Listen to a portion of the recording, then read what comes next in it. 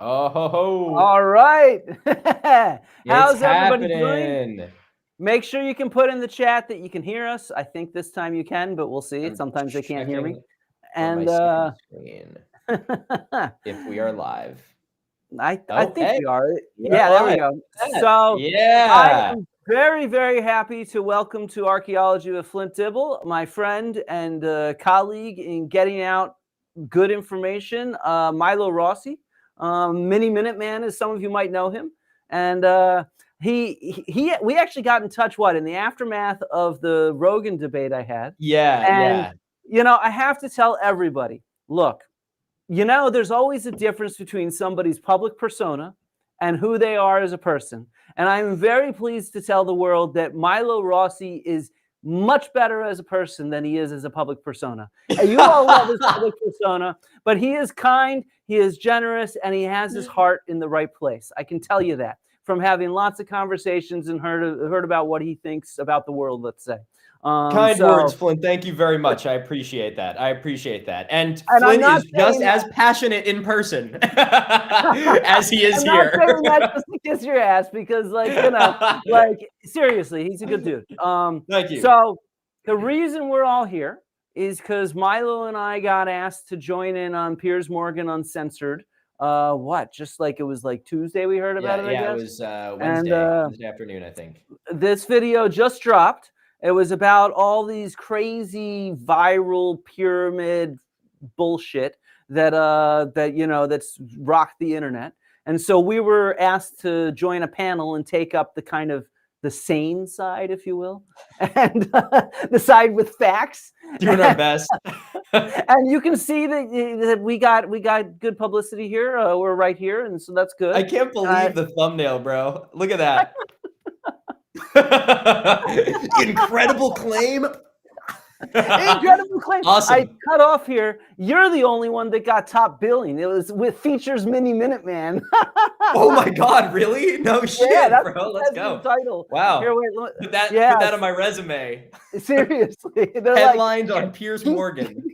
He's got 2.5 million. We got to put his name in the title. Yeah. Get that algorithm, baby. Oh, that's hilarious. Wow, that's awesome. Good catch. I didn't even notice that, Flint. Here, let me find it. Whatever, it doesn't matter. Anybody can go Google it. So if you haven't seen it, no worries. Go check it out. We'll try to summarize parts of it right now. What we're going to try to do is react a little bit, summarize some of the story, joke around a bit. And I got my beer. It's Friday night here, and I'm drinking I got my beer unopened. There it is. Let's go, dude. And so, what we're talking about was this crazy theory that the pyramids, that there's this, underground mega structure city thing. You guys can go check out my live stream from last Friday on it, where I'm in a real right state drinking some beer and being like, this is fucking bullshit. Milo's making a video on it right now, so I think you'll be able to enjoy his big take on it. And then later this weekend, I have another video coming out with an interview with Dr. Sarah Parkak, who wrote the textbook on using satellites for archaeology, and she's an Egyptologist. So there's coverage. Matt Simpson of Safe to say she knows her shit. And so we were discussing this and explaining why it's bullshit. And we were put up on a panel with Jimmy Corsetti and Dan Richards. So, the dudes from the BrightInsight and the Dedunking Past channel. And we were kind of, I don't know, what's your take? How do you think it went? Dude, this has been like the most out of whack week of my fucking life. I was super busy on Monday. I had all this shit I needed to do. Tuesday rolls around. I had an appointment. I was like, okay, finally, I'll be able to get to all the stuff I had.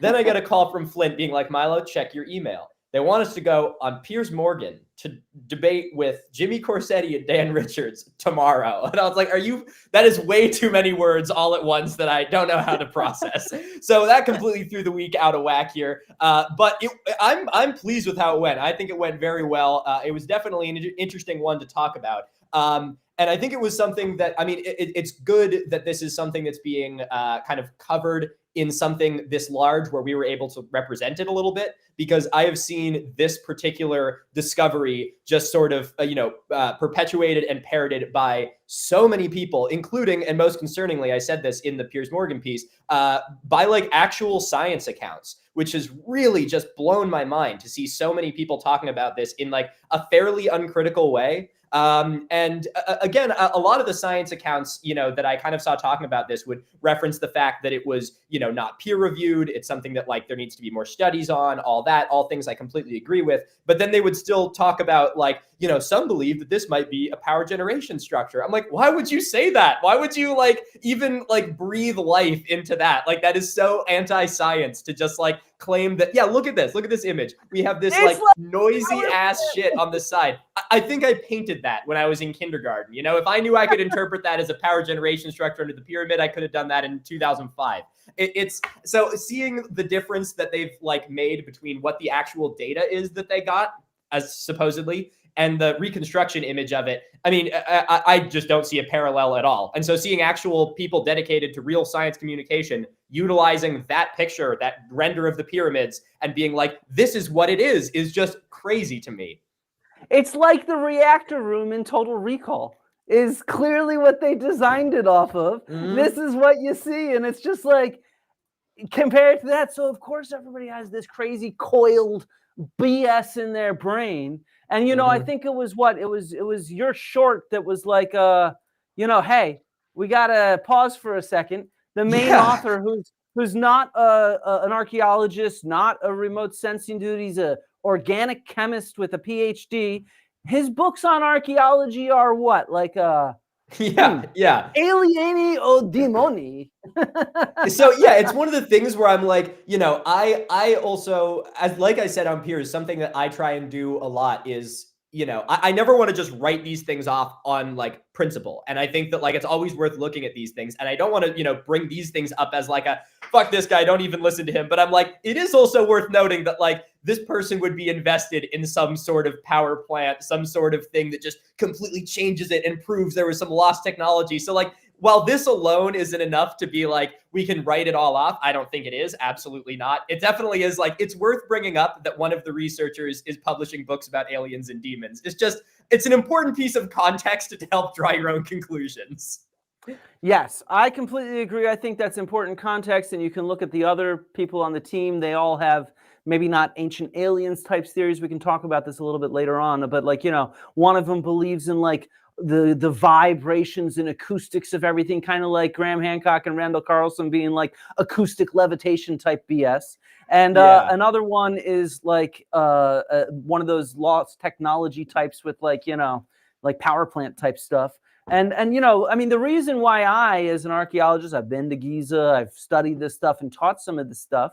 And, I pointed this out on Piers, I pointed out on my live stream, but just because I know some people might be curious, I figure we should just get really quickly through debunking the theory, is that, look, we actually have, oh, wait, I got to pull that up on the screen, don't I? Where did it go? Sorry. There's a little cat yelling in this room. One moment. Everyone's gonna Where's our little cat? I don't know where our cat is. This is unreal. Does she not know that I'm working? God, I'm on the clock, Schminky. This is how I buy you cat treats. Get out of here. There we go. Okay. Back to business. Yeah. So the reason why this stuff needs to be is just completely bunk without even seeing the data is because we actually understand the Giza Plateau really well, right? It's like we understand the geology of it, we understand the topography of it, and we understand. Oh, where did that go? I had that image up, didn't I? Fuck. No, I don't know where it went. Oh, wait, here it is. Yeah. And then we understand the hydrology of it, which is, we know where the groundwater is. It's just a few dozen meters below, which means if there's a city 2 kilometers below ground, it would have been underwater. So it's not just Atlantis. It's like Aquaman's Atlantis, if you see what I mean. They had to live underwater. So, this is just total bogus bollocks. But so in that sense, look, if you want more depth on that, check out my future video, check out Milo's future video. But I think what we want to focus on is some of the reaction from this debate here. And I think we're both in agreement that something kind of shocked us about it, which we were unprepared for. Tell me, Milo, what shocked you? We all agreed on it.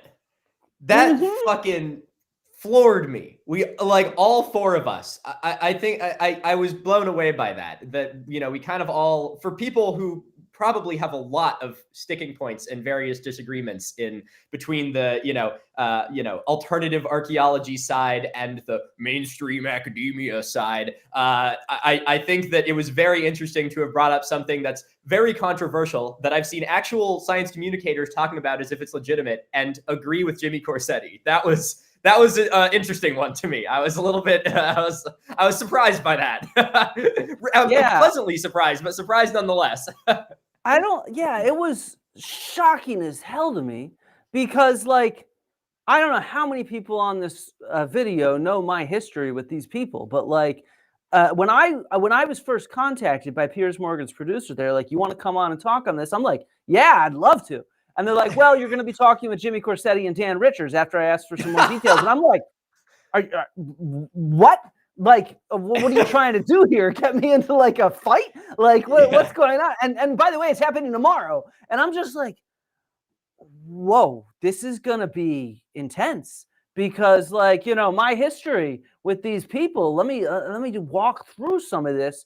Dan Richards has a video out there where he's like, what to do with scholars who lie, because he's been saying that I lie all the time by making up lies about me.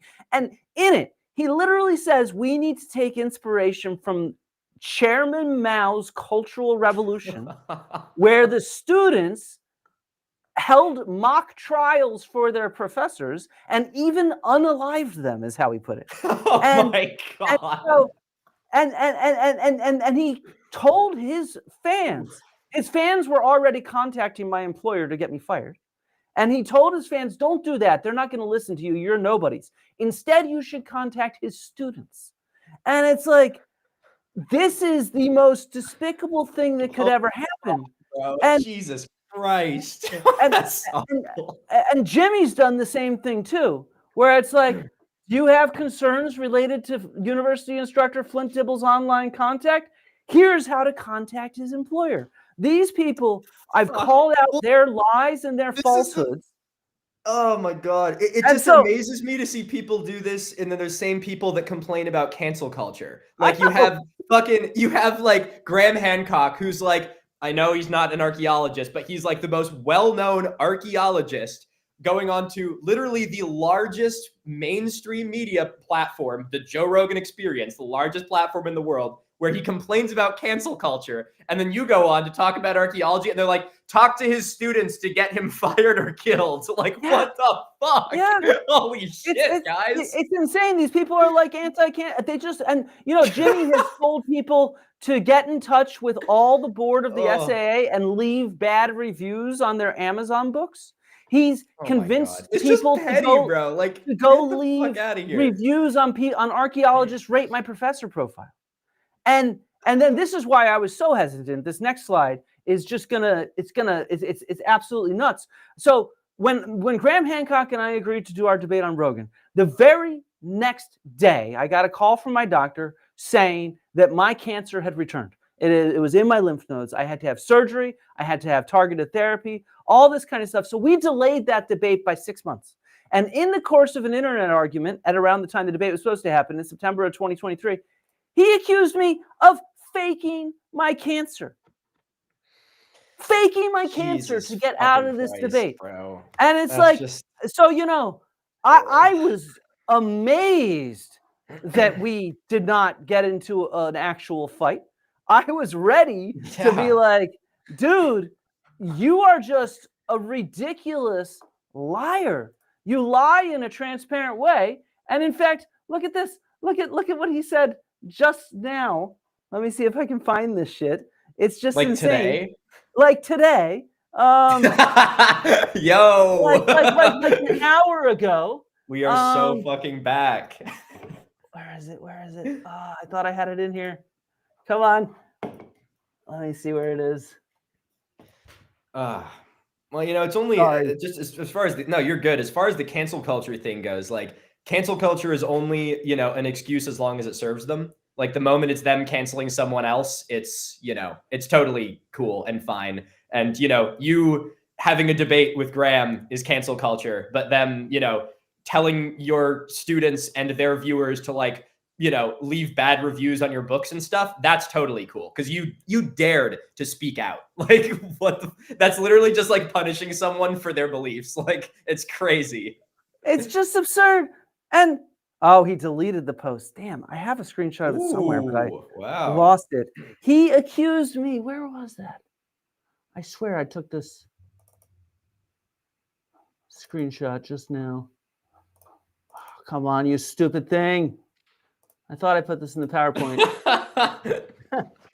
Damn. So he accused me just now of... I thought I screenshot this thing. I must have screenshot it on my phone. But he accused me of using his tweet. He made a recent tweet about that water table at Giza, and he was saying, I don't believe these claims because of the water table. And then he accused me of copying his tweet, and I'm a terrible archaeologist because I didn't cite him. And it's like, dude, I said that in my live stream a week ago. You posted that 2 days ago, you motherfucker. And so he got corrected. And here's him agreeing that he got corrected, even though he deleted the tweet, because that's how he is. He deletes his shit. But this is him saying that I'm sorry that I was wrong. Wow. Jimmy. I stand corrected. But now he's out there right now actually tweeting at me saying I shouldn't have a locked account on Twitter because he's like, that's a pussy move. And it's like, well, so here's my thing. I have to say, I cannot believe that we did not get into a fist fight across the fucking computer. Yeah. Like, what the hell? This guy is a bad dude. He's a bad liar, and he's like, you know, I mean, you know, what's your take on these two? What's your experience with them? Well, it's definitely pretty different for both of them. Jimmy is someone that I have very intentionally just stayed as far away from as humanly possible. Some of the first kind of interactions that I had with him were more or less fine. We even talked about doing some stuff about the Rickott structure together, which is something that both him and I are very interested in for, you know, the same but different reasons. And so, you know, I became sort of familiar with him as I was starting to kind of like, you know, build out my social media presence and stuff after college. But back when I still had Twitter was when I kind of became aware that he is just the biggest shit stirrer of anyone I've ever like experienced it. And to a degree that I'm just like, I don't even want to just be part of this. Like I definitely am. I'm a fucking asshole in my videos. I can be a dick. I can throw some punches here and there, but like, I try and keep it like more or less on the rails. And like, I have just seen like it's just like playground insult after playground insult. I'm like, how do you anticipate to have any sort of dialogue across any sort of like divide in belief if this is, I mean, like, didn't he like slur you out at one point? Like he put your fucking name in like brackets. Like, I mean, like I don't know. Like, so that's the kind of thing where I'm like, I've kind of intentionally just been like, I don't know that much about Jimmy. I don't really care to know that much about Jimmy. From what I've seen of him, I'm like, I just don't want to interact with this person, not based on their beliefs, but just based on their conduct. I'm like, I just don't want to be part of that. That's like, I get being a fucking dick. I get making a point by, you know, making a few punches here and there. But like the things I've seen have just been like, just kind of fucking like immature and I don't know, just fucking disappointing. I'm like, I don't want to engage with that, you know? Yeah, he spazzed at like what? Kaylee from Kaylee with mm-hmm. What am I saying? History with Kaylee. Yeah, no. History with Kaylee, that's what I'm trying to say. And he spazzed at her for liking one of my tweets. Like literally for liking it. And then he spazzed at Trey the Explainer. I know he like, slurred them out too, dude. Many archaeologists as well. North O2, I think he got into an argument with. Like this guy's just bad news. And yet, what amazes me is how it's so disingenuous because his lies are so easy to catch him in, right? Mm-hmm. You know, like he just makes these crazy lies. But then when the camera's on him, he's just like happy nerd that tries to play this game, you know? Well, you know, I think that's actually the reason why I think I kind of had like a more or less positive, you know, impression of him off the bat was because what I was familiar with was his YouTube videos. And again, also being interested in the Rickott structure, I think I saw his like, you know, it's his like definitive video. I think it has like the most views of anything on his channel. And so I saw that one and I'm like, okay, like here's an alt guy who's like doing his thing. And then I'm like, over to Twitter. Oh, wow. Okay. You know, I know. And so here's, you know, I also know that like you and both of these guys have quite the back and forth, and there's quite a quite a bit of beef there. And I have a hunch they'll probably watch this as well. And, I guess my one little thing, in anticipation of both of them watching this, but really for Jimmy is just like, I get the screen is an easy way to say pretty much anything you want, but like, you cannot act surprised when people don't want to engage with you or lock their account or block you or like don't want to interact with you when you just fucking insult them constantly. Especially like I have to be very conscious of this as well because I do, debunking content. I go after like ideas and the people behind them at times. And like I have to be very conscious to not just be a fucking asshole because then nothing I say actually matters. Like if you're just going to like purely insult people or like rely on just playground insults, no one wants to have that debate. So like, I don't know, like as just a fucking dude that has an opinion to another dude that has an opinion, like just maybe don't fucking do that shit. Like it's just not cool. Yeah, like this right here. Like from North 02. Whoa. It's just like it's just petty and like ridiculous. It is, it's petty. Dude, it's petty. And it's a bummer. And honestly, from like a very like trying to come from like a very like North 02 is awesome. I love your channel, Dave. Yeah. But Jimmy is just a total loser. And trying to come from like a place of being like trying to be positive and constructive here. Like it sucks because again, when I did see that first video, I'm like, this could be an interesting like dialogue to have here. Like I'd be interested in like at least just like, hey dude, what do you actually like fill in your beliefs on this stuff. But like seeing that kind of thing, I'm like, I just don't even want to engage with that, which is kind of a bummer. This is probably going to be one of the only times I actually really speak on this because until I see an actual change in action, I have no desire whatsoever to interact with him or speak about him anymore because I just don't want to. But like, it's kind of unfortunate because I think that there could have been, some interesting overlap there, especially with someone as large of a platform as he has. I think that that's something that it's like, if this was some schmo somewhere with not a lot of impact, it'd be like, whatever. But like, if this is setting a precedent for like the way that you interact with people that disagree with you, it's abhorrent. Yeah, it's just, I mean, like to me, I like Jimmy, as I've put before on Twitter, he is one of the worst people I've had the displeasure of knowing in my life. He is like, literally, he is just a bad fucking person. And I don't know what else to say. The dude has been harassing me. He's harassed my colleagues and he's harassed other YouTubers. And I am amazed we did not get into a fist fight over the screen. Because I do not know how we had a civil conversation. I guess hats off to Piers Morgan for making sure to keep that conversation going and not letting it get hijacked in any way. So, okay, let's move on to character number 2 before we discuss why we think they were like this. What's your take on Danny Richards? Dan and I, we have a bit of a sordid past. We go way back. Me and Dedunking. In fact, it is from me that Dedunking gains his moniker. I know. So Dan and I got in touch after. Tell your story, and then I'm going to interrupt you, okay? Because I have a funny story. Yeah. Cross your fingers. Don't forget it. So Dan and I got in touch after I did my first piece on Ancient Apocalypse Season 1, because he did a pretty decent, response from a more alternative side. I was getting a lot of, kind of the cult of personality people around Graham Hancock, giving me a lot of shit without actually having it be anything more than like, I don't like you. So I was pretty fucking sick of that. So seeing someone who's more towards that side, but actually constructing an argument, I'm like, thank you. That's what I'm fucking looking for. Like, you don't have to agree with me, but like, give me more than like guy bad, So him and I, sort of connected over that. And you know what, Flint, you tell your piece.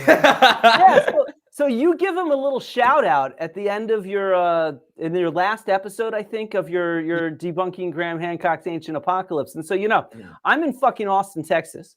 I'm about to go on Joe Rogan, and I'm doing all kinds of stuff. Just like I've talked to you over the last few days. Even being a scholar, I over prepare. I went to the Joe Rogan studio with I don't know how many hundreds of slides ready to go, and but one of the last things I did, because you did a great job in that series, is I was watching your series in the hotel room in Austin, and I had known Dan from Twitter, and I was interacting with him, and I'd seen your series, however many months before.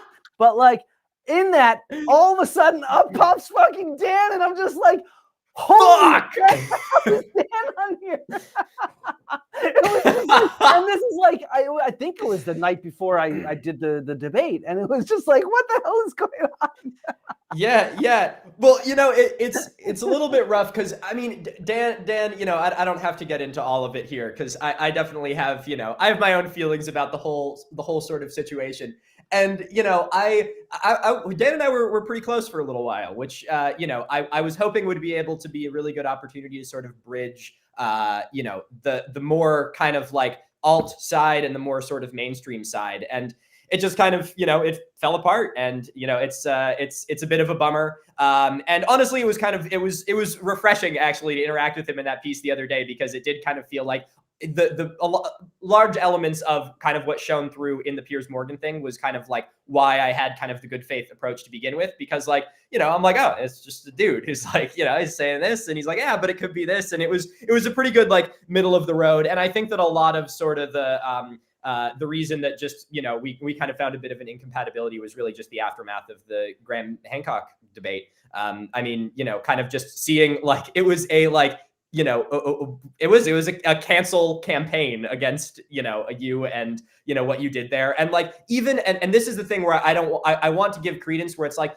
if you take issue with somebody's argument, or you take issue with some of the things they said, or you want to fact check it, that's fine. It's just the level that it devolved to. And also the fact that based on like two or three things that were wanting to be corrected, they wrote off the entire debate as if none of the other arguments mattered and it was a wash. And so like, just kind of watching that and seeing again, just it turning into like insults and, just fucking bullshit. I was like, I don't want to be part of this. And so it's a bummer where it's like, I don't really know how to, I don't know how to reckon with that. So that's where I'm at, Yeah, no, I hear you, buddy. I hear you. So, okay. So we were kind of shocked that we all got along hunky dory. And I think it was like, why is this like, I guess some of it is we also know that they believe some fucking wackadoodle crazy stuff that is, we debunk and others we know debunk and all this kind of stuff. So like, why were they agreeing with us? Why were they being so rational? And so I don't know. I have a few thoughts on that, but I thought in a sense, one way we could think about that is how this spread. So it started off with an Italian kind of news conference. And then it got picked up by this video right here.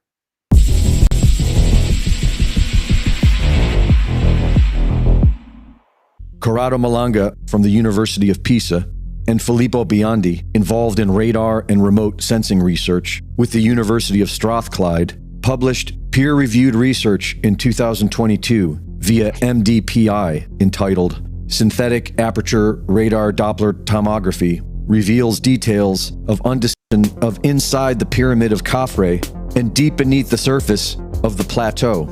Near the base of the pyramid, 5 identical structures are seen, connected by geometric pathways.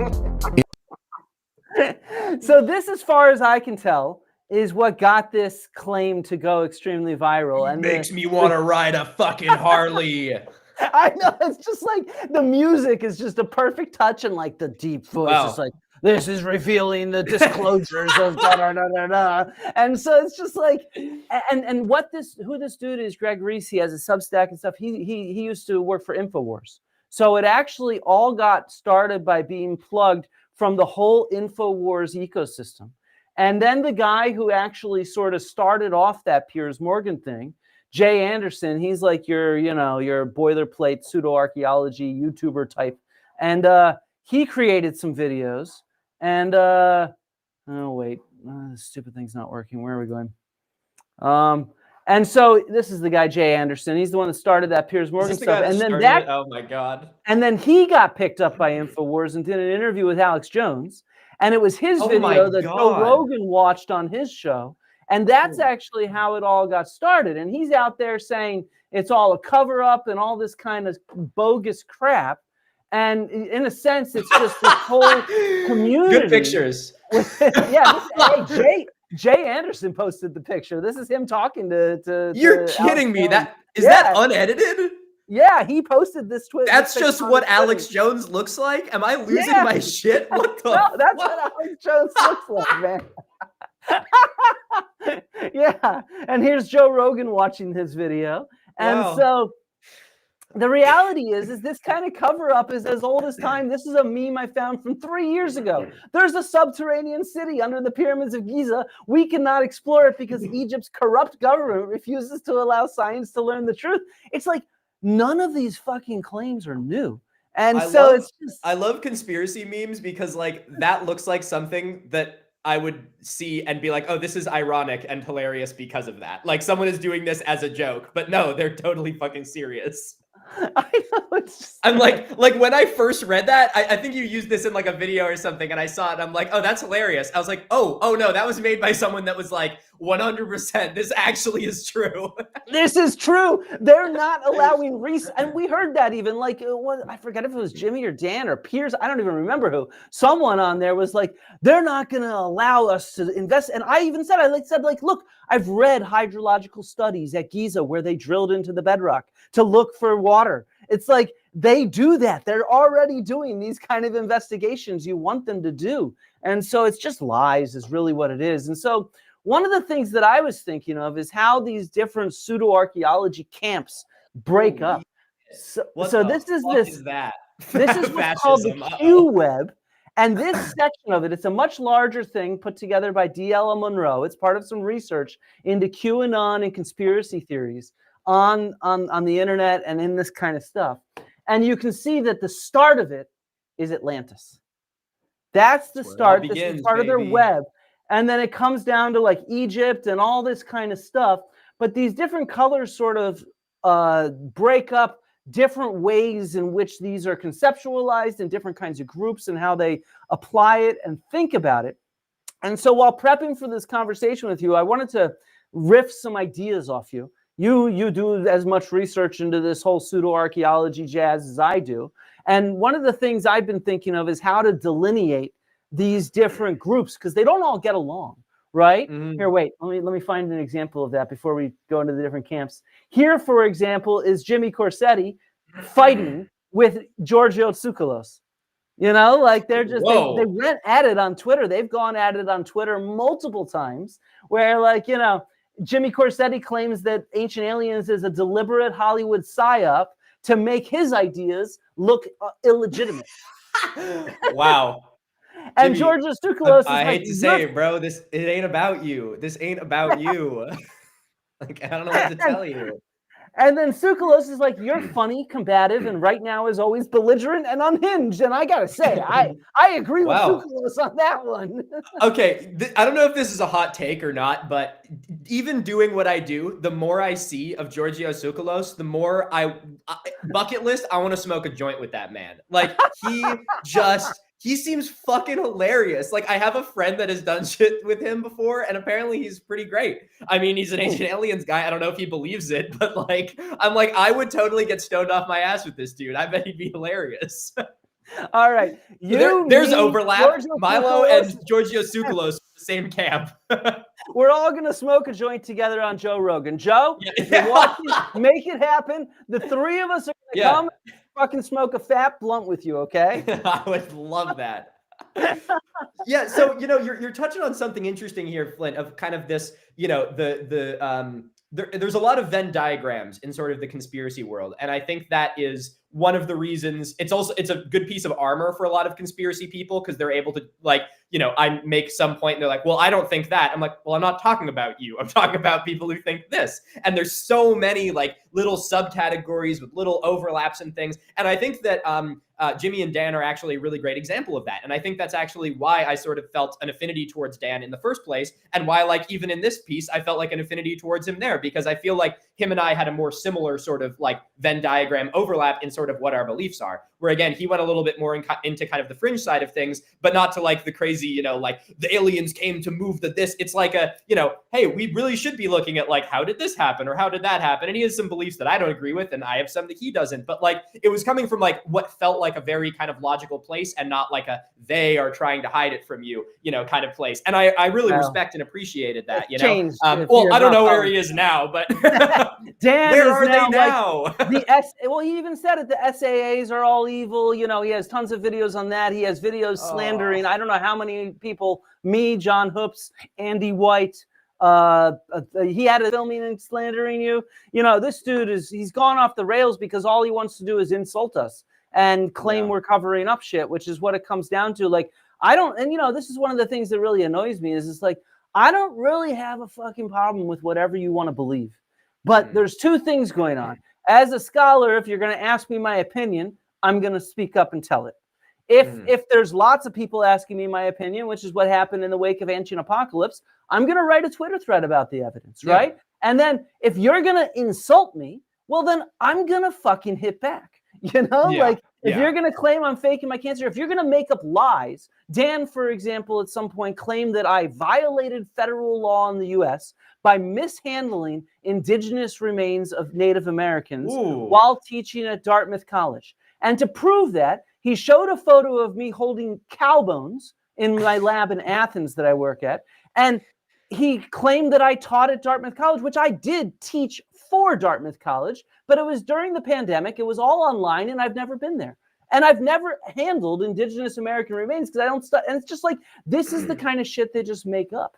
And so it's just, you know, and that's my issue is the antagonism and the conspiracism and stuff like that. That's a good word. You know? That's a good word for it. It's the antagonism. And I think that's the other thing is it's really easy to conflate. You know, it's easy for a lot of people in sort of the alt side to be like, oh, you don't want to, you know, you're just not engaging with it because you don't agree with me, or you like you don't want to like ask these hard hitting questions. And I'm like, no, I just think you're being an asshole. Like, I don't want to engage with you if you're going to be a dick. Like, I don't know, like a dick to me or being a dick to other people. And like, again, I say this as someone that I can be a dick in my videos, totally. But like, I think, you know, I kind of revert back to my Philip Ziba video, I think is my best example of it, where like, I made very clear at the beginning of that, where I'm like, dude, you're putting on a caricature. I'm putting on a caricature too. I don't have a problem with you. I'm going to make some jabs, but like, we're here to talk about actual facts. And then in the follow-up I addressed it to him very personally, and I was very open, and I wasn't trying to just be like, you're a fucking idiot and I hate you. And I'm like, no. Here is actual backup for what I'm saying, and also why what I believe you are doing is harmful. So it's not just like me being like, actually, you're fucking stupid and I hate you. You know, like you're just not going to get anywhere with that. So a lot of the time when there's people that I, you know, interact with, or don't want to interact with, it really has less to do with what their beliefs are and more the way that they interact. I think, you know, Graham Hancock is another. So God, what's this? Else you block people. Ooh. Oh my God. If you go on Dan's Twitter right now, he has a whole tirade against people that's exactly like that. He says he's going to people's mother's eyeballs. This is what he's become on Twitter. Here, let's just look him up on Twitter right now. We'll go his last like 10 tweets, right? It's not that hard to show who Dan Richards is. This is Dan Richards' Twitter. Okay. He retweeted the Piers Morgan. And then you look down here and it's like, let's see, where do we go? I have to make them show up. Oh, wow. It's so refreshing that I haven't actually seen the front page of Twitter in like fucking 5 years. Oh, wow. How I have not missed this. Pisses on your mom's tonsils. How just about like, why, bro? You come meet me tonight at the bar and I'll let you do. When you're done, I'll tell him all about my videos. This is how he interacts. And so it's like, this is who Dan Richards is. That's such a bummer, dude. I'm genuinely bummed. Like, I don't have a problem saying that. Like, I really did. I considered Dan to be like one of my like friends that I met online, and like I'm disappointed to see kind of where it went. And I you know, you don't have to, you know, maybe think this is possible, but I do hope that at some point it gets back on the rails, because like it's hard to see that and be like, damn, I had good interactions. I'm like, how the fuck do you say that, dude? Like, what? This is also, to be fair, holding up a mirror, this is also why I deleted Twitter, because if I had Twitter, I'd be doing the same shit. So pot calling the kettle black. That's why I was like, I have to remove temptation from myself, because if you want to stir shit, I will stir the shit right fucking back. Like, if I had people constantly fucking like going after me, I could get to every comment. I'm like, I literally cannot even give myself that platform, because I'll devolve into as much of an asshole as everyone else on Twitter. So at least you're honest. At least I do my best. I'm not perfect, but I do what I can. We've spent longer than I think we intended on this.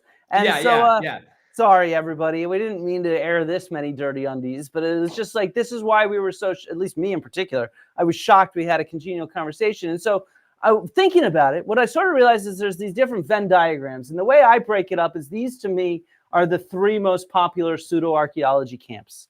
It's kind of like lost civilization type Atlantis stuff. Graham Hancock's the, like, you know, the one who holds up that. Christopher Dunn and Uncharted X are the lost high technology type stuff. And then there's the aliens, of course. I mean, do you see any other major camps that we're missing here? I think these are probably the largest parts of it as far as pseudoarchaeology goes. I think that parts of pseudoarchaeology bleed into other things. Like there's the, you know, I guess Tartaria would sort of be in the lost civilization side, but is a little bit different. And then that bleeds into, you know, Freemasons and then, you know, them and all that stuff. But I think as far as pseudoarchaeology goes, those are the three big ones that I can think of. Okay. And so one of the philosophies I have is that, you know, like people, like all these people, they have to, they all work really hard to be very clickbaity. So they make these big claims about stuff, but they also need to somehow appear plausible. So one of my hypotheses is that what they do is they argue and dump on each other in order to say ancient aliens is so unbelievable. So therefore what I'm saying is believable, if you see what I mean. Plausible.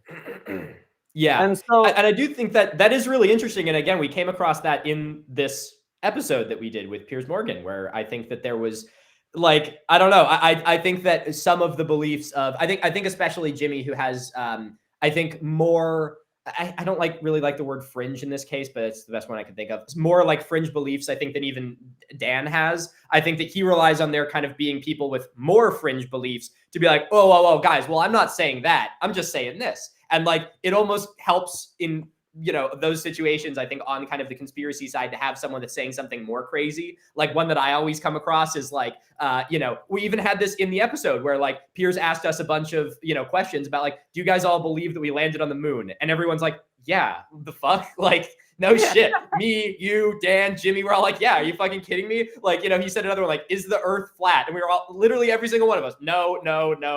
Like, what?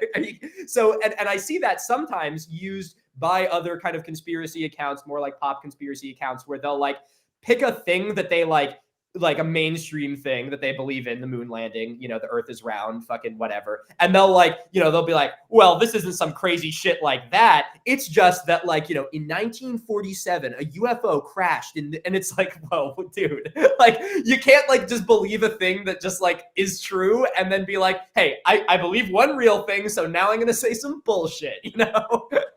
Do it all the time. Hancock's really big on this. He's the ultimate in my mind, and that's why he's so successful at appearing plausible, if you see what I mean. He's very good at framing his stuff. Oh, he's excellent. Oh, yeah. And except for that one clip on Joe Rogan where he talks about acoustic levitation. And it's funny, when he was on Morgan, Piers actually started off the clip with that.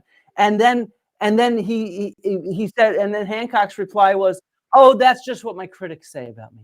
To even appear plausible in that kind of context. And even though he has said it, and he wrote about it a little bit in America before, and it's just like, but they're so good at knowing their audience to try and weasel in as if they're plausible, when in fact they're making fantastical claims that have no evidence, if you see what I mean. Well, you know, I mean, it shows. He's a sociologist. He is perfect for what he does, dude. Like people, you know, people are like, oh, yeah, I mean, like, yeah, he's not qualified. He's not an archaeologist. He shouldn't be talking about this. But for what he's doing, just getting a bunch of people to like him and sell a bunch of books and be on a bunch of podcasts, like he's perfectly qualified. He's a fucking sociologist. That's a good point. I hadn't thought about that. I think there you go. Glass half might full also or something. come from his dad was a preacher. And so I think that might help him as well, to have that kind of charisma, if you see what I mean, with an audience. And so like he grew up, I'm assuming, listening to his dad preaching. And so, you know, there's that kind of thing that helps him. But yeah, the sociology one's an interesting one, because it does give him that kind of insight into how people think and how to behave and stuff like that, in a way to attract their attention, if you see what I mean. Yeah, completely. What about like some of the people you've debunked? How does like I've seen your takedown of Philip Ziba, and it's like that dude doesn't work very hard to appear plausible, or is there something I'm missing in that? Well, it's a very different situation where, you know, Philip, I think, was it was kind of a perfect storm scenario where he is someone that is pretty much just doing it because he's a young dude and he can just make a bunch of videos really easily and it appeals to people and does well in the algorithm. So that was really my reason that I kind of like went fully down into like his entire channel rather than someone like, you know, Jimmy Corsetti or going over like all of Graham Hancock, because like those are things where it's like there's fucking layers upon layers upon layers of this. With, you know, someone like Philip Ziba, he's kind of just hearing the things that they say on Joe Rogan and then parroting it back. Even in his response video, he's like, you know, why is it so bad for me to do this when it's talked about on the biggest podcast in the world? I'm like, this is the problem, because like Joe Rogan doesn't have any credibility at all. It's just that like, is a lot of people listening to it like, yeah, that means it's good. Like, no, that doesn't mean shit, you know? And so I definitely ran into that with him where like, you know, one of the big qualms that I took there was, he frequently kind of talked about like, oh, well, I also talk about real science, you know, like I'll have real scientific things. And I'm like, well, that's the problem, because you'll have real science and then you'll have some bullshit in like the next video. So like, and you're phrasing all of them as if it's like, hey, we're just asking questions, you know, classic kind of fallacy of being like, look, we might suddenly make a discovery that means that, you know, this well understood scientific thing isn't real. We have to keep an open mind. I'm like, well, that's not keeping an open mind. Like as science delves more and more into specialty, like the revolutionary discoveries that change everything become fewer and fewer. Like a revolutionary discovery in archaeology could very well change like a time period in a specific region or of a specific culture or something like that. Like, wow, these people had a trade network here in this time period, or they learned how to work this material or domesticated this crop sooner. But it's not going to be like, holy shit, suddenly we learned that Atlantis, you know, covered the whole world and there was this whole material culture that we just fucking missed. Like, it just isn't going to happen. And I think that there was a good example of that with, I mean, Piers even asked us, you know, the multi-point question about evolution, the Big Bang, and the belief in God. And I'm like, dude, I don't fucking know. Like, what? I don't know if God is real. What kind of question is that? I don't know.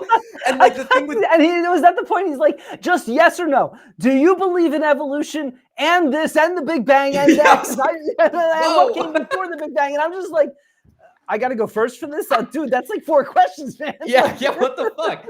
So that's the thing where it's like, I mean, evolution is an example of that. Where like, I am a full fucking, I think there's no question at all. Evolution is real. Do I know what happened before the Big Bang? No, nobody fucking does. Like, I'm not going to, and like, like revolutions that happen within the field of like evolutionary biology may change like how we see some of the lineages and things like that. Well, evolution itself was a discovery that changed everything. But that discovery has now been made. So we're fleshing that out more and more. Just like archaeology, the discovery of ancient cultures, of time periods. But like, we're refining it, we're refining it, we're refining it. So there's like, you know, so saying like, hey, it makes sense for me to talk about, you know, the one that Philip Ziba did was, you know, we're all made of stardust. That like, you know, whatever elements are in our body came from a dying star or something like that, which is what, like well scientifically supported. Yeah, and he's like, well, that could still change someday, which is why I talk about that. And the fact that like, you know, the Moai statues are actually 12,000 years old. And I'm like, dude, one of these has evidence and one of them doesn't. Like, you can't just, a great line that I think someone actually said in one of the comments of those videos was like,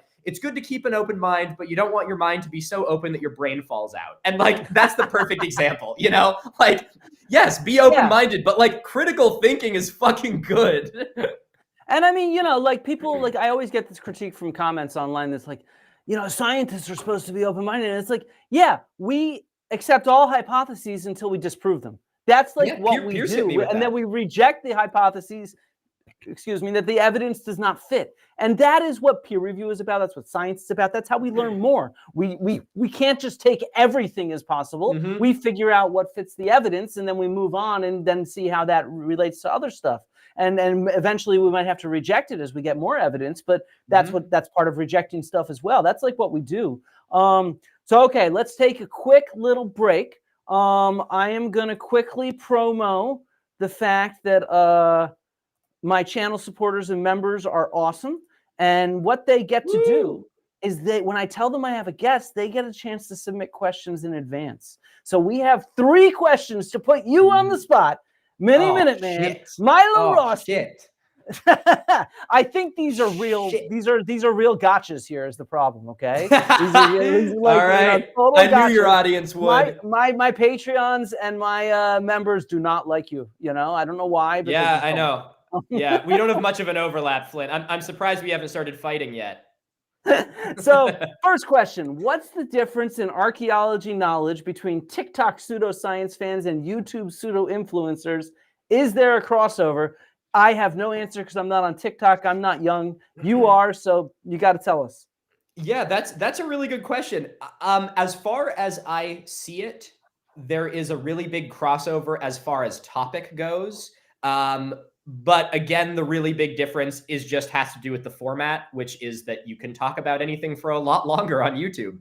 So a lot of the videos that I end up seeing on YouTube are just a lot more in depth into any of this sort of conspiracy stuff, which is also why I believe, creators, the kind of TikTok creators, I'm using Philip Zeba as the example again, have had a really hard time sort of transitioning over to YouTube, because when you have to be even less invested in these theories to make TikToks than you do to make YouTube videos. Because on TikTok, all you have to do is like listen to an episode of Joe Rogan, Google something, just look at something from Graham Hancock's Twitter, and you can make it into 60 seconds and then post it there. So you don't really need to know shit about it, which is also why it's pretty easy to be like, you're just boiling it down to like the top arguments, and I can go through that. Where like, if you're on YouTube, you're going to get like a fucking 4-hour like Windows Movie Maker, 300 view PowerPoint of a guy talking about Tartaria and the mud flood. And I'm like, I'm not dealing with that. Like, I'm good. So that's probably the biggest difference. I just read people's transcripts. I don't have time to listen to that shit. Yeah, it's the only way to do it. I'm like, I'm not reading all that. I'm not listening to all that shit. So, all right, this is actually more of an interesting question for you. So because you're very successful on both sort of media, let's say, shorts and longs. And, I'm decent at longs. Other people are really good at shorts. And so what's your philosophy? This is my own question. It's not from my patrons. What's your philosophy on how to do both successfully, I guess, is the right question.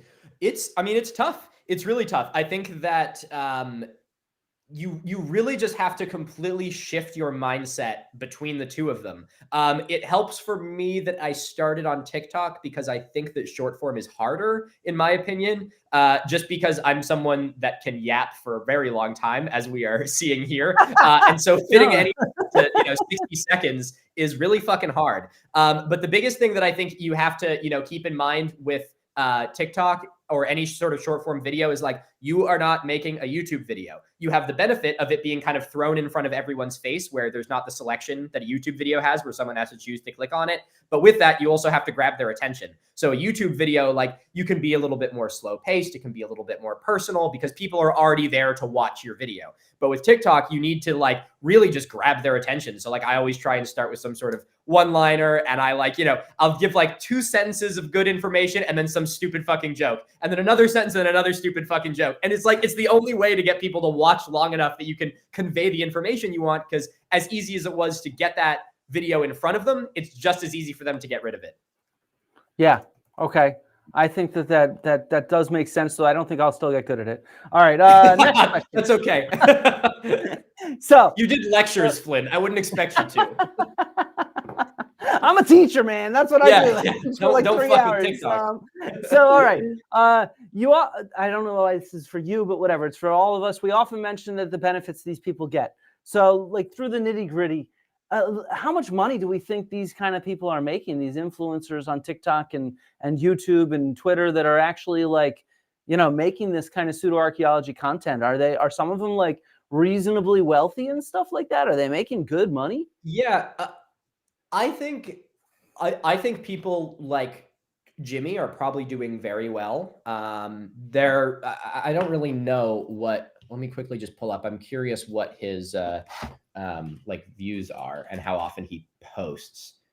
BrightInsight. He also has Rumble and like not Patreon. What's the one associated with Rumble? The Locals or something like that? Yeah. Okay, so Jimmy doesn't post on YouTube all that often. It looks like he hasn't posted anything in 4 months. But I mean, he's getting hundreds of thousands of views on his videos.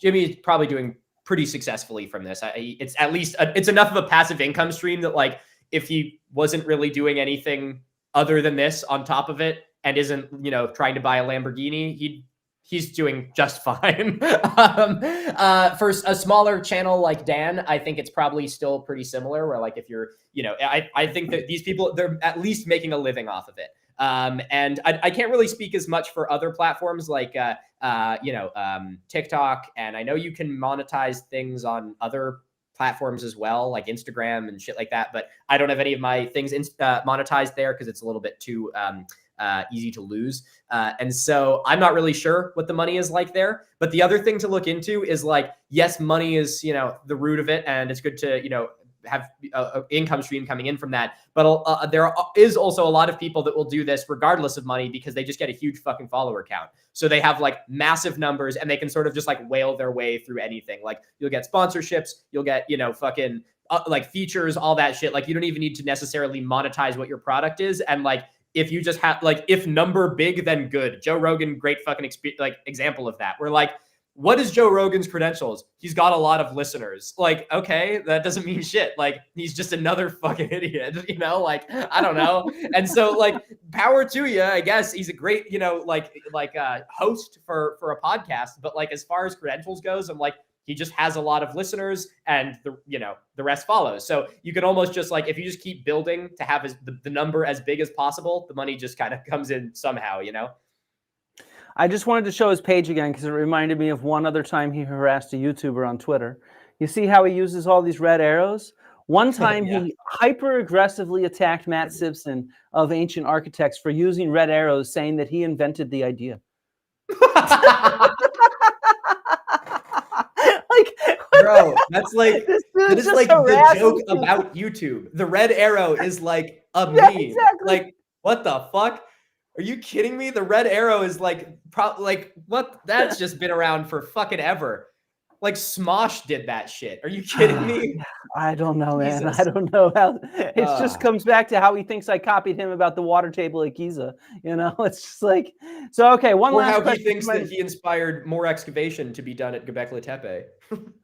So, all right, how do these ideas form, and how are they first propagated from small groups to the world, both before and after the internet? I mean, before the internet, since I was alive a little bit before the internet. Yeah. I'm not that old, but this stuff, I was definitely alive before the internet, or at least before it became like a public thing. I don't know when the DoD invented it. It was mainly through books and newsletters and zines and stuff like that is how a lot of this stuff spread, and then cable TV eventually. And so, that's why they were called pulp fiction. Pulp fiction is because they printed it up on really, really cheap paper because they'd pulp it afterwards, and then they could just sell it for like a dime a dozen or something like that. And so that's how a lot of this stuff spread before the internet. But yeah, I'm not sure how to understand the relationship between the real world, different groups of believers, and people on the internet. I almost wonder these days if so much fandom is just on the internet, but I'm not sure. What do you think? Well, I think that a large part of it has to do with the internet frequently kind of building people into an echo chamber. So it has a much greater ability to radicalize people because it isolates them from any other opinion. So that can be intentional, where you will intentionally select things that you believe subconsciously or consciously, or it's algorithmic, which is much more likely, where if you keep watching videos about ancient aliens or, advanced high technology, ancient high technology, you'll keep getting recommended videos about it. And so I think these things have been able to perpetuate a lot more, especially in a time where the internet is also used as sort of a radicalization tool, where, you take any sort of belief that someone would have without it and just fucking it immerses them in nothing but the most extreme versions of that belief, where there's always someone who believes it worse than they do, and so it fully pulls you in. I talk a lot about the pseudoscience pipeline. It bleeds into politics. It bleeds into, social justice. It's a kind of frightening thing. And I actually think that is the really interesting part of the debate the other day, which is look at the group of people that we had there and think about what the relationship is with everyone when all you have is a keyboard in front of you. And we all sat down there, and even this group of people that are fucking, you know, were vicious towards you in varying degrees. Like, you had a conversation, and yeah, it was like, you guys aren't fucking best friends after that. Absolutely not. You'd never fucking get a drink. It doesn't make up for any of the as shit I in the make past. clear, no way. But They haven't yeah, insulted me way too much. absolutely. Yeah. No, of course. And I don't want to imply that, but I'm saying, like, that's a really great example where, like, once you're forced to come out of the kind of echo chamber that you're in, and once that wall of the internet sort of breaks down, you're kind of forced to act like a person for a second. And you're like, oh, there's a guy over there and he thinks something different than what I do. And it's a little bit harder to fucking slur him out, you know, when I'm looking him in the eyes, you know, and like, yeah, there's still going to be people that do that. And that's still horrible. But the internet adds an extra layer that makes it a lot easier to become even more radicalized. And so I think that's really the biggest concern that I have is, like, I think the internet is something that, you know, as great of a tool as it is, I think that it's made any conspiracy that did exist something that can just be taken to the nth degree even faster and for more people. Yeah, and that's where I really like, by the way, your fandom. The people that really like you, they're really good at understanding that this is so much algorithmic. And so in the way you even tell them is sort of like, you know, make sure to leave a like and a comment to sort of juice that algorithm. And it's something that people, even my generation, you know, the internet became big when I was a teenager. And so we don't have that as much ingrained in us.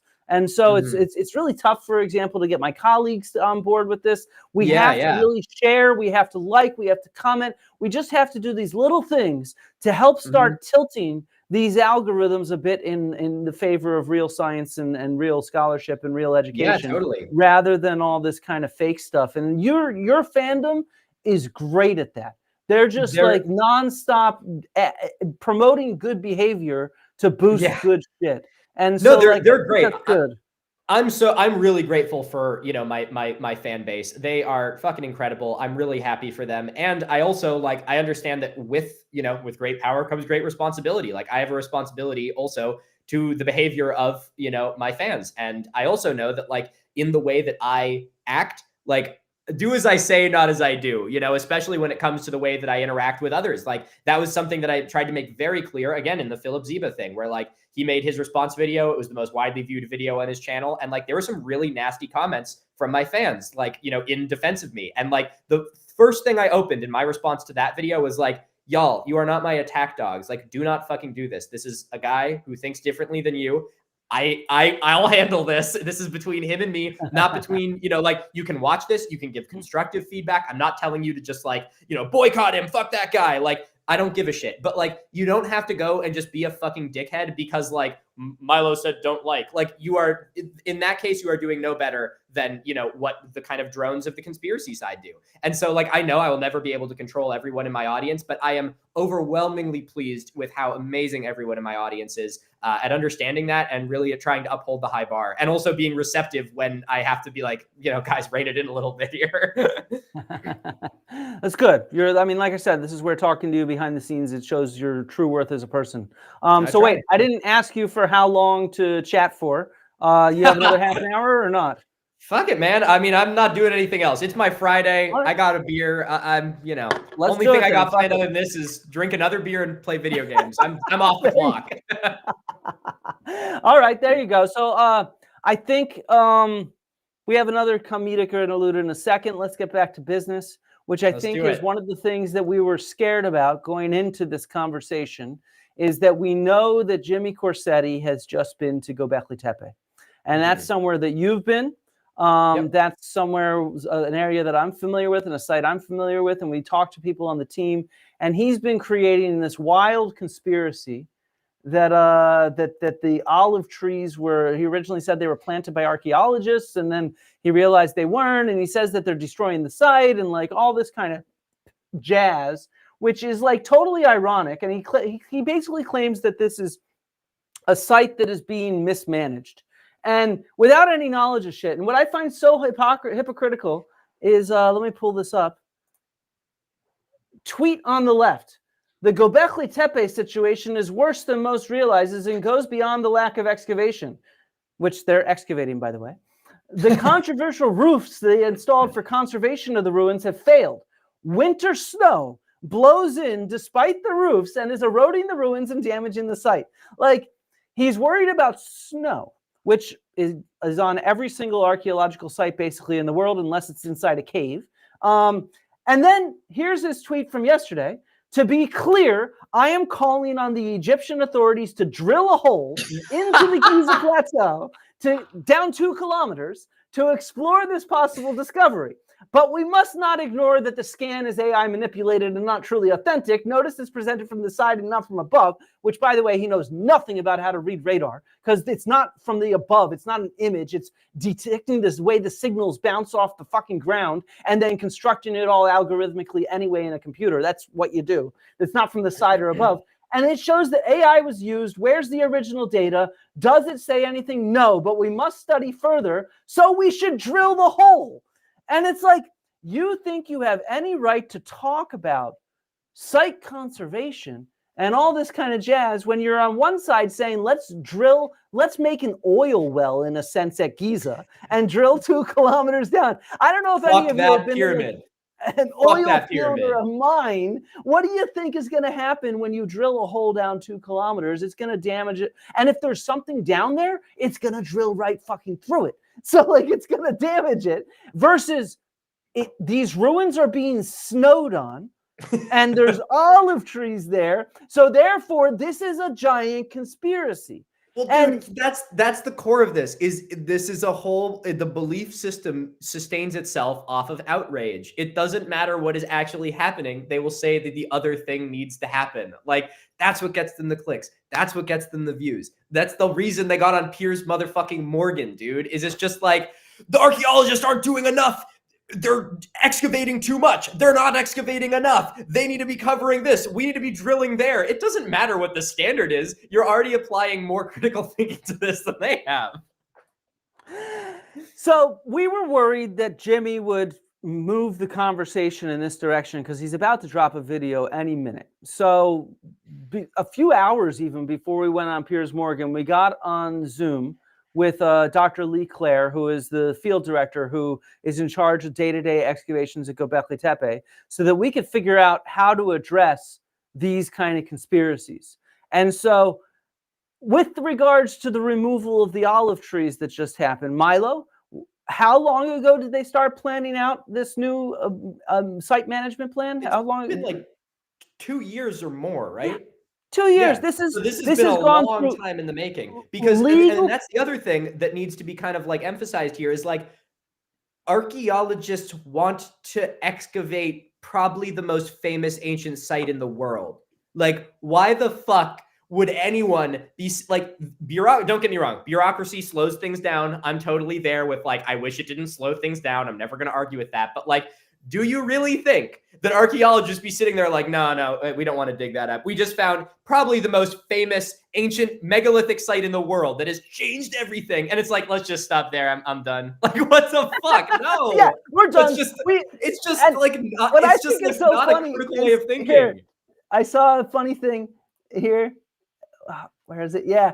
But the aliens and advanced civilizations are being hidden to stop us from reaching a higher consciousness level. Yeah. And it's just like, why would, I mean, to me as an archaeologist, I've worked in like 7 different countries. And it's just like, you know, if I work in one country, the archaeologists I'm working with don't get along with the archaeologists I work with in the country next door. They, you know, sometimes they do, sometimes they don't. But like, why would every single archaeologist all around the world in every single different country, even countries that are opponents to one another, why are we all conspiring to hide the truth when if I was the one to publish a lost civilization, I'd be famous immediately? Like, why? Yeah. What the hell? Yeah, exactly. Like, I know you'd be like, no one, even benefit of the doubt. There's some cover up to, you know, they tell everyone the dig site, guys, we have evidence of Atlantis.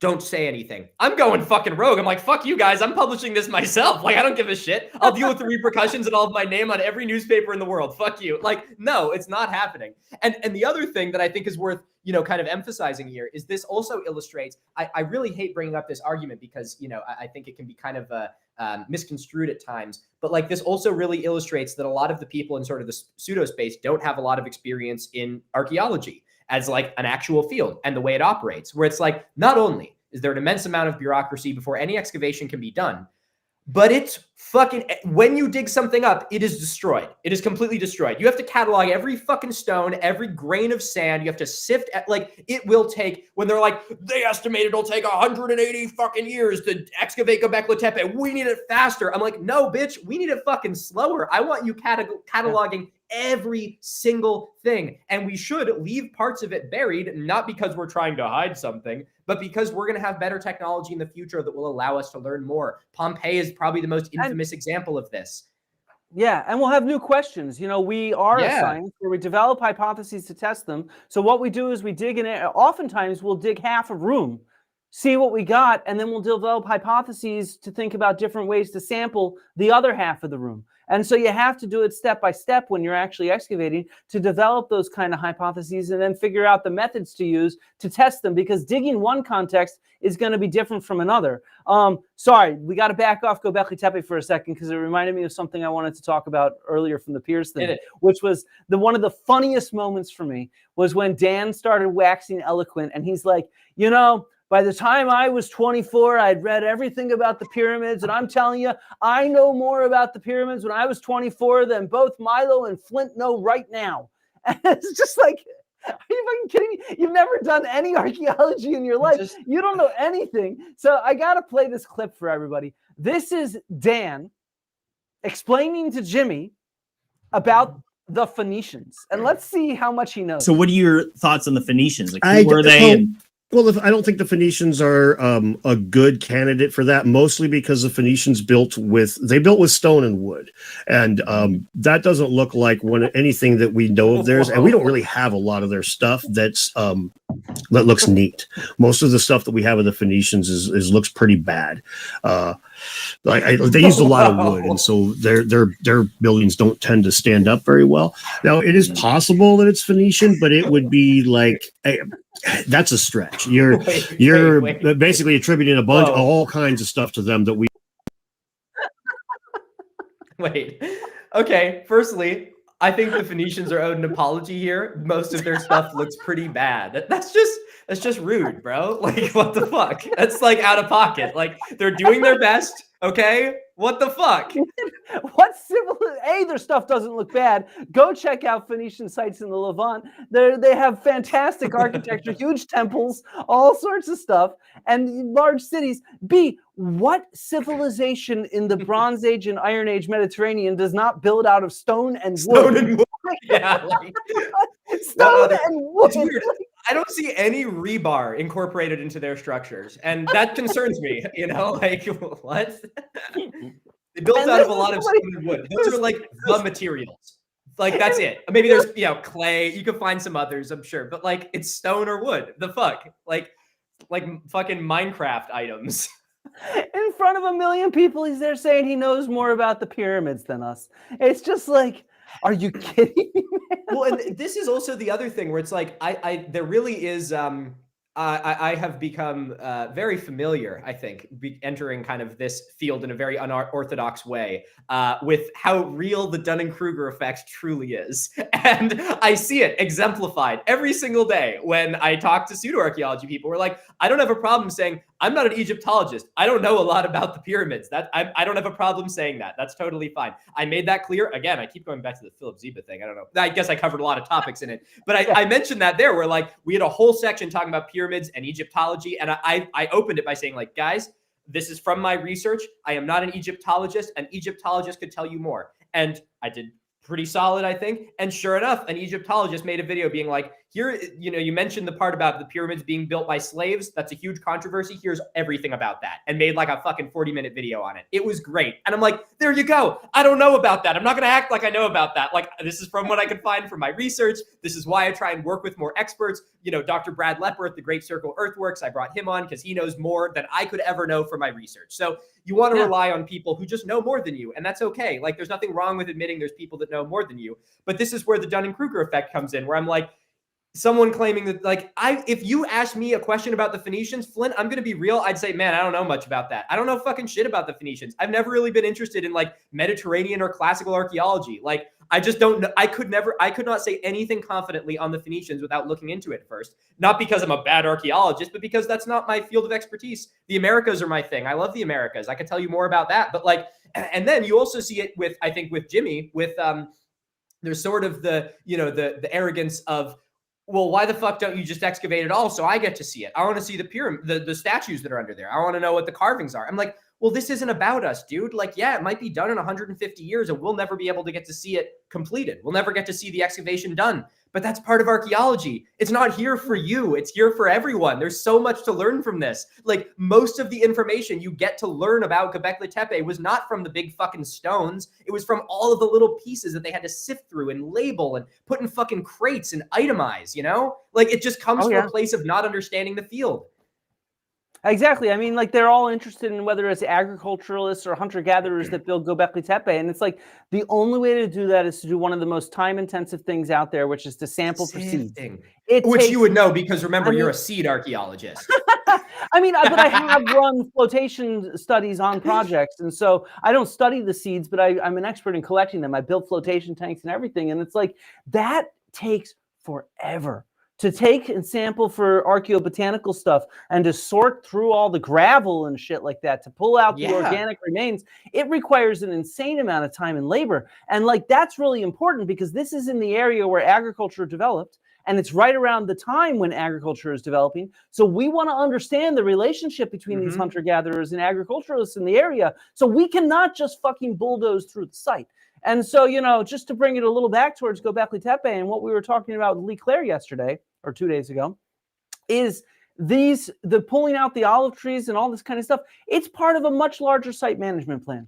They are building a new visitor center at the site. They're building new walkways, and they've also opened up new areas for excavation over the next couple summers. And so, you know, this is stuff that required years to get permits in for, and it's part of a larger plan by the Turkish Ministry of Culture to build new heritage centers elsewhere.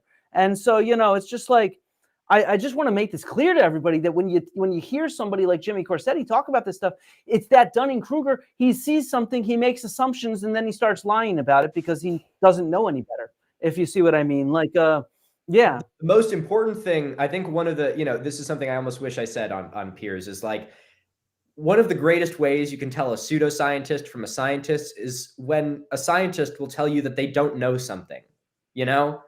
A pseudoscientist will have an answer for fucking everything. Like, I don't know. They built with their buildings look bad. What the fuck, bro? Like, just say you don't know about this. Like, I don't know about it. That's not an insult. That's not like you're too stupid to say it. I'm like, dude, I don't know about the Phoenicians either. I like studied archaeology and I don't know much about the Phoenicians. Like, that's just because, like, I don't know. It's just a weird thing to do, you know? Yeah, I just wanted to pull up this comment from Carl because it's like, look, their site management plans are constantly being published. This stuff is available, but these guys just make up shit. Another tweet that Jimmy made was a photo of this the pole for the roof at Göbekli Tepe, claiming it drilled through the archaeology. And it's like, yeah, it's something I talked with Lee about. Yeah. No, you're gonna say the same thing I am. Go. Do you think that they would sink a giant fucking metal pole in the ground at the most famous archaeological site in the world and not make sure that it isn't destroying shit? Like, brother, what the fuck? Like, that's not even Dunning-Kruger. That's just like common fucking sense. Like, it is their job at an archaeological site to do archaeology. Will they destroy it to put in a fucking post? No. What the fuck? I had to do this at the Palace of Nestor at Delos in Greece. We were putting in a new roof that got funding from the EU. And so our team from the University of Cincinnati worked with the Ministry of Culture. Every single area a pole about this big was being put. We dug at a minimum a 2 by 2 meter trench down to bedrock. And when we found stuff, we extended it. And that is exactly what Lee Clare said. Let me find the numbers. The minimum size of the trenches where the poles about this big went were 3 by 3 meters, so 10 feet by 10 feet. And when they found stuff, they extended it sometimes up to 10 meters by 10 meters, all the way down to bedrock to ensure that everything was documented and recorded and not just destroyed to put in the fucking roof that helps protect the site. Not from snow, because it's not snow that's a problem. Like, yeah. Well, and that, again, like, circling back, it's about outrage. It doesn't matter what's fucking real. Yeah, it's common sense that they would excavate before putting in a fucking pylon, but it doesn't matter if it's common sense. Like, all you need is like Göbekli Tepe, famous site, everyone knows it, every, alt history person's obsessed with it, is being destroyed by the archaeologists. We need to stop this. And then it's just ramble fucking angry. It's like, you don't have to back it up with anything. You don't have to give any actual evidence for it. You don't have to think about it for more than 5 seconds. You have your bad guy. Just be like, guys, just fucking trust me on this one. I got a blue check mark and a lot of followers. Like, fuck off.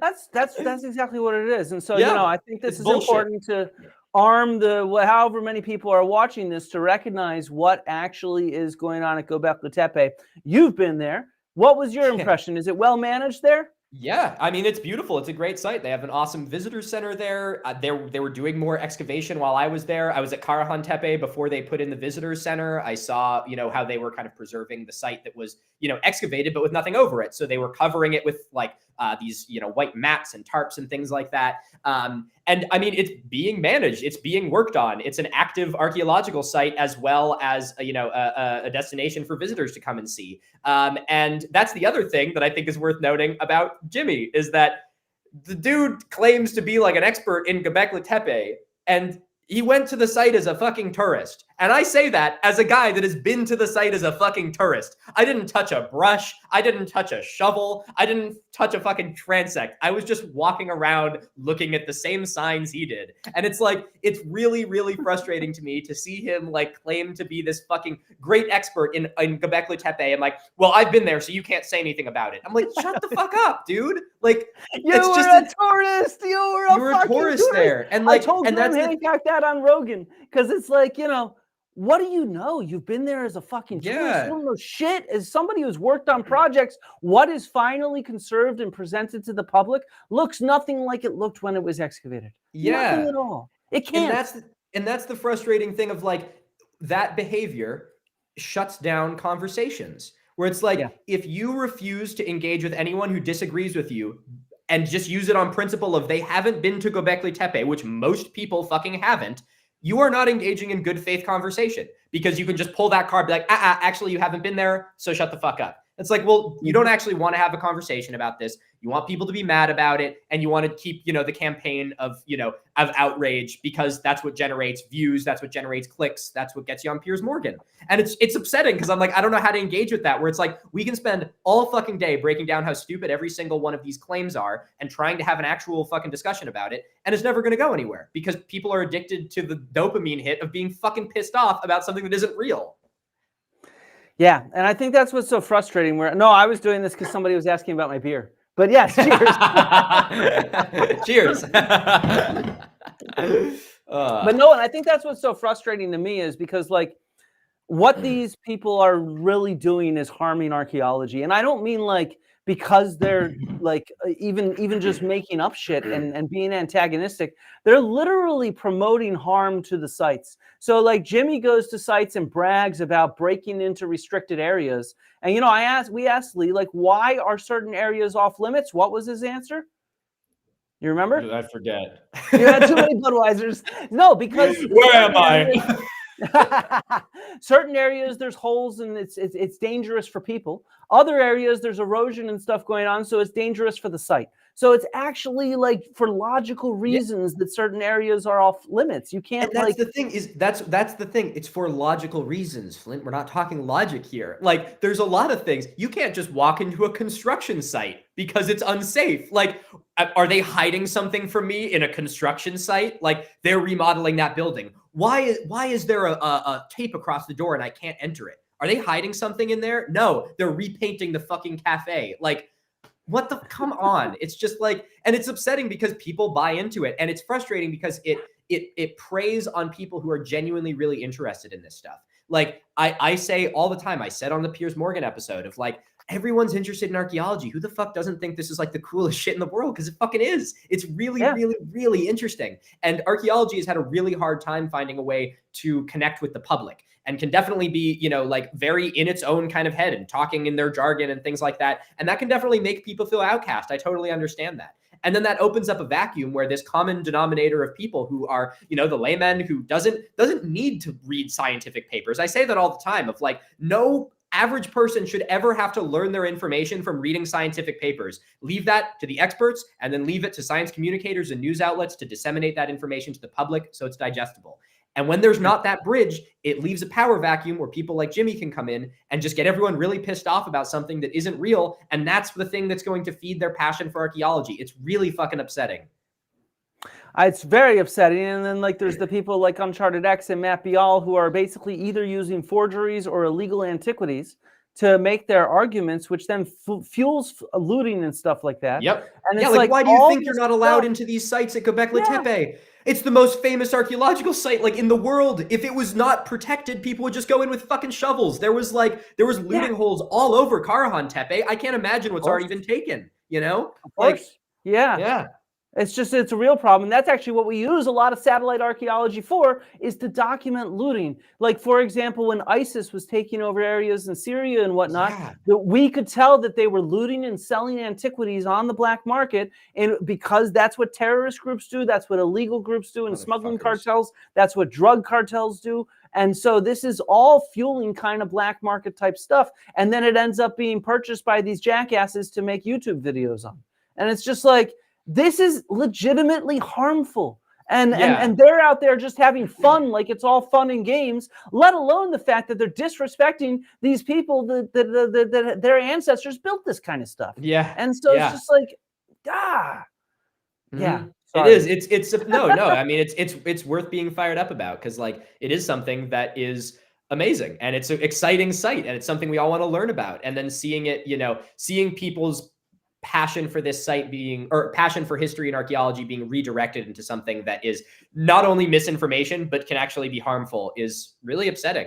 Like it's really fucking bad. Especially, I mean, like, again, I don't want to, compare it with like terrorism and shit, but like archaeologists, like you're working with a site that like when anything happens to it, it's irreplaceable. I mean, like I remember when I was in high school, hearing all the shit about, ISIS blowing up fucking sites. They killed like that like lead archeologist in was it in Iraq? In Syria. In Syria. And like I've been thinking about making a video about him because I think his story is really fucking inspiring, where like they were asking him like where these sites were and he wouldn't give it up and they fucking beheaded him. And like, obviously what these guys are doing is not similar to that, but I'm like, you are fighting like closer to the side of like archaeology bad and we need to do things our own way than like actually listening to where all this information is coming from. And that's really fucking concerning. Here we go. Just to play tribute to Khalid El-Assad. He was the lead archaeologist at Palmyra, and he held that position for over 40 years. And in order to protect these antiquities, he was beheaded by ISIS, who wanted to loot this stuff in order to make money and sell it to jackasses who think that heritage is just fun and games. And so it's just like, it's just cheers ridiculous. Cheers. Exactly. Cheers. It's just absurd that these people treat world heritage, and they even have the audacity, Jimmy and others, they have this audacity to say archaeology is for humanity, but then they want it for them. Is what they want it for. They don't want it for humanity. Then what they do is they criticize Turkey and Egypt for setting up tourist infrastructure, which is how humans can go see it. And it's just exactly. Like, there's no connection here. Exactly. That's the thing, Flint. There's no connection. None of it has to make sense. You just have to keep people mad and you just have to keep making videos. It's fucking bullshit. And like, I don't know what to tell you. That's what it always comes down to. I make my video, I debunk the shit, and I'm like, oh wait, that's not what this is about. If facts actually mattered, we wouldn't fucking be here, like. Exactly. So all right, let's end this on something a little lighter. Positive. So you, like we said, you were the one featured on Piers Morgan, despite me having a PhD and shit like that. You were the one featuring Mini Minuteman. Bullshit. So I'm still coming to grips with the fact, like I was at the British Museum a month or so ago, 2 months ago, and someone came up and recognized me, and I'm like, what the fuck? This is insane, Like it happens now way too regularly, and so I'm still trying to get used to it. I think I'm going to do a video at some point on what it's like to turn into a meme. And don't worry, someone asked me above, like, you know, you wear the hat and shit like that, you know, do you do that? And it's like, dude, I just try to have fun with my life. I've been wearing hats like this my whole life, all right? I wear what I wear, fuck off, and I'm not gonna let people like bully me out of it. But like, I found this video just 2 days ago. Somebody sent it to me by this, I guess, I don't know, he's like a progressive vlogger, RM Brown. And he came across Rogan, he was dissing Rogan, and he came across my name. I guess Rogan dissed me again. And he's like, who the fuck is Flint Dibble? And he went off on like this rant and like started making fun of my name because my name's silly, of course, even though it is my real name. I am named after That's low-hanging rock. fruit, though. People have been making fun of my name since I was like 3. And Yeah. so it's not anything new. I've heard them all before, son. Yeah. I think one of my earliest memories of a kid making fun of my name was like in like day camp when I'm like 5. And there was just some bigger bully. And he's just like, he would call me Flint Eastwood, but then he'd do it to the tune, the theme song of Indiana Jones. And I didn't wear the hat at the time, so it didn't make as much sense. And so I'm like, dude, you're an idiot. That's Harrison Ford, not Clint Eastwood. Flint Eastwood. Wow. Look, this is a guy who's making fun of your name. Don't expect too much from him. All right. He's rubbing those 2 brain cells together as hard as he can. So, at the end of his video, I gotta play. Sorry, my wife filled in all these images of me. They were not part of the video. We wanted some visuals, but he created this AI song about my name. And so this is perhaps the funniest thing I've heard about me that like out there. Hi, my name is Flint and I'm an archaeologist. Rhymes and riddles, tickle, tickle, giggles, squiggle, jiggle, fiddle, Flint on dibble. Rhymes and riddles, tickle, tickle, giggles, squiggle, jiggle, fiddle, dibble, dibble, dibble, dibble. Oh my God. Can you license this?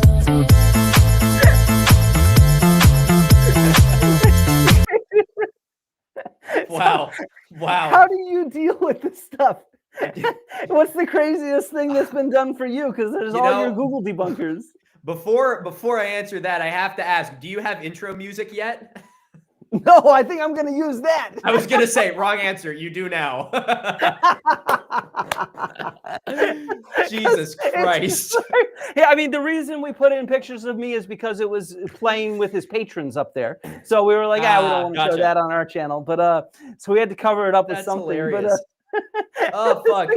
Wow. Well, you know, Flint, as weird as it is, bro, I don't know if I've had anything quite like that, which is a little unusual for, you know, fucking 4 years doing this and, you know, 2.5 million subs on YouTube. But I've had a couple interesting ones. Some of my most interesting have been ones in person. I've been overwhelmingly positive with everyone that I've met in person. That also has solidified for me that my viewers are just the fucking bomb because they're all like, they've all been amazing. All been fucking amazing. I haven't got like a single person doing weird shit, which is just great. But I've got a couple. The one that stands out to me that I don't know if it's like the one, but I think is very funny is when I did my talk at Virginia Tech. Afterwards, I was doing like a little kind of like, you know, socializing with some of the people there. And there were some people bringing, you know, some people had gifts. A guy had like some beer. A guy had like a little artifact, blah, blah, blah.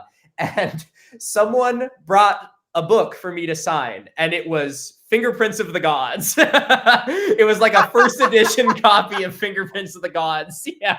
And I think I signed it. I wrote like, "Don't listen to him, Milo Rossi," or something like that. They're just trolling you there. Yeah. So that was one of my favorites. At the talk I did at the University of Maine, I also had a couple of good ones. The only one that there was quite a few. I had like a line like out the door of people doing signatures, and most of them didn't anticipate me to be there, so they were just coming up with whatever they could for me to sign.